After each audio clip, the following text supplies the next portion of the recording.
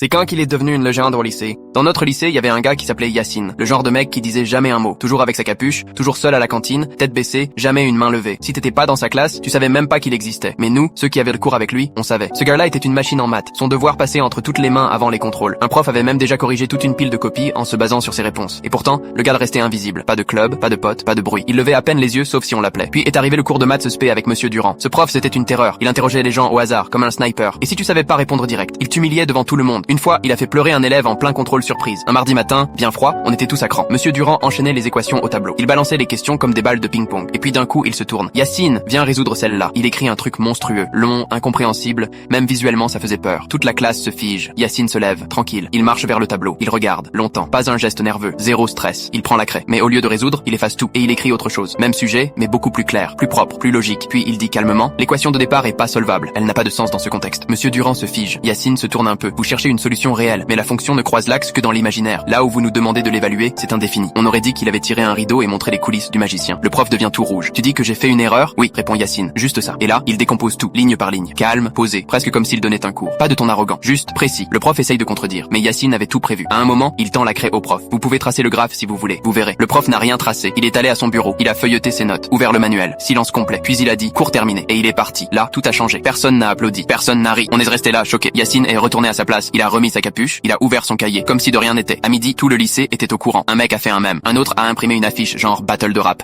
Yacine versus Monsieur Durand. Même les terminales lui faisaient un petit signe dans les couloirs. Un jour, un élève de première est venu lui demander de l'aide pour un devoir de proba. Yacine a pris la feuille, a entouré deux trucs, lui a rendu sans un mot. Et c'était juste. Les profs ont commencé à l'appeler Monsieur Yacine pour rigoler. Et Monsieur Durand, il a arrêté d'interroger les gens au hasard. Il continuait à faire cours, mais c'était plus pareil. Il vérifiait 2 fois chaque équation avant d'écrire. 2 semaines après, on a eu un remplaçant en maths. Durand était malade. Personne savait si c'était vrai ou s'il avait juste besoin de souffler. Ce jour-là, pendant un exercice de groupe, Yacine s'est levé, a pris un feutre et a commencé à écrire un raccourci pour résoudre un problème. Le remplaçant n'a rien dit. Il s'est juste écarté. Après ça, même les secondes qui venaient de commencer à peine savaient qui était Yacine. Abonne-toi.